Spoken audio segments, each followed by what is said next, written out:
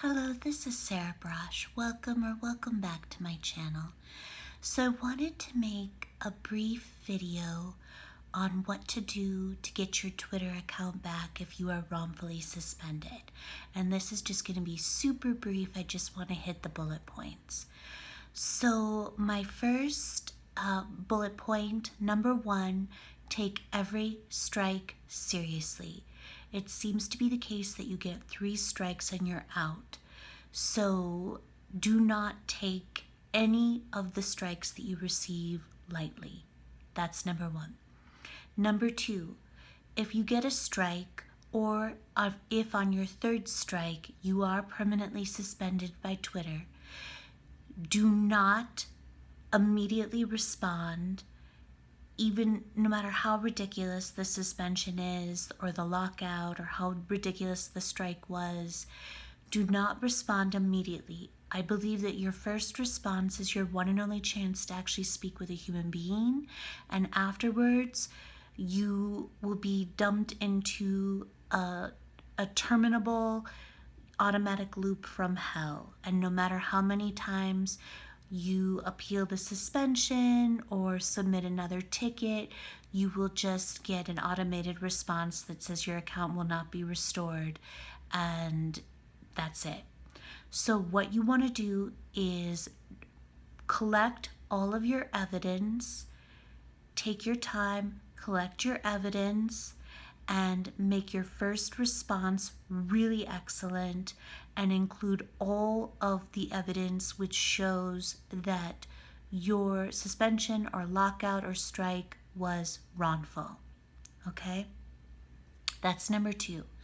Number 3 is, well, I just want to say, if you are actually permanently suspended, this will be number 3.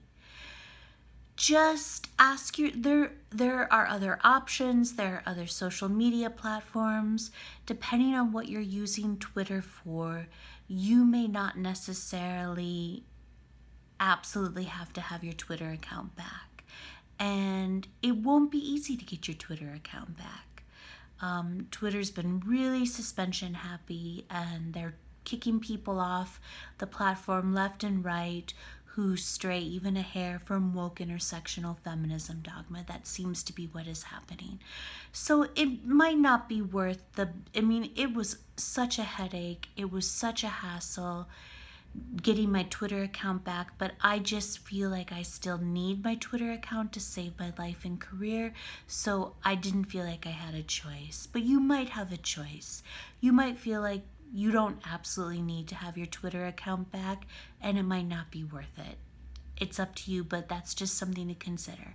That's number 3. Number 4, and this is especially the case if you are actually permanently suspended, don't walk to the San Francisco Bay Area Better Business Bureau.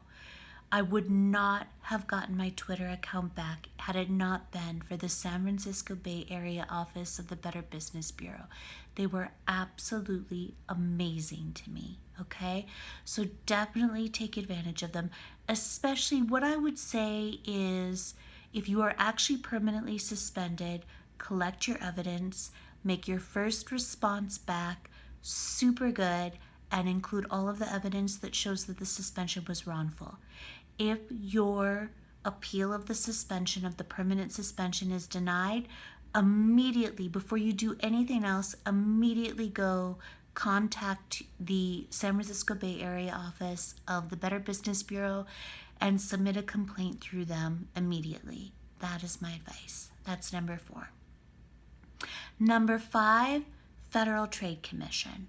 So I think that my last letter to Twitter via the Better Business Bureau was excellent. And in that letter, the Better Business Bureau had said that that was probably the end of the road for me with the Better Business Bureau. They had done everything they could, but that I should go and submit a complaint to the Federal Trade Commission.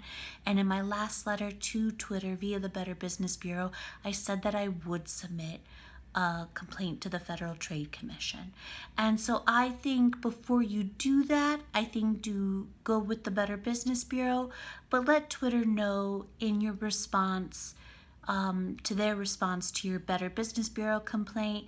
Let them know that you will file a complaint with the Federal Trade Commission, and then go ahead and do that, especially, of course, if Twitter, rejects your Better Business Bureau complaint. And then, and that's number 5. And that is what I did. I actually made mistakes along the way, but that's what I ended up doing. Don't make the mistakes that I did, especially taking strikes lightly, not appealing strikes, appeal every strike, fight every strike. And also not, and also thinking that, oh, this is preposterous. Of course, this is some kind of mistake and I'll get my Twitter account back. And so I just rattled off a first response, and then I got sent into the automated feedback loop from hell. So, but I did not end up going to the Better Business Bureau. I did end up filing a complaint with the Federal Trade Commission, and I did end up getting my Twitter account back, obviously. So that's my brief video of how to get your Twitter account back, hopefully, if you are wrongfully permanently suspended as I was. And I guess I'll just throw in number 6.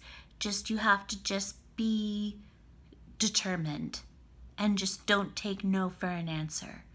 And I do think that perhaps to some degree, Twitter just gave me my Twitter account back because I badgered them into submission and they just wanted me to go away and leave them alone. And that's not a bad approach. If you need your Twitter account back, if you need it back like I did to save my life and career, then yeah, I just wasn't going to take no for an answer. You might not be in that position. I was in that position. I couldn't take no for an answer. I had to get my Twitter account back. Okay, thank you so much. So support me, subscribe to my YouTube channel, donate to my legal fund, follow me on Twitter, read my blog, support me, and I'll have my PayPal me and GoFundMe links below. I love you so much. We are going to stop the moral outrage industry. We're not going to allow them to destroy one more innocent life. Okay, stand with me. I'll talk to you later. Bye.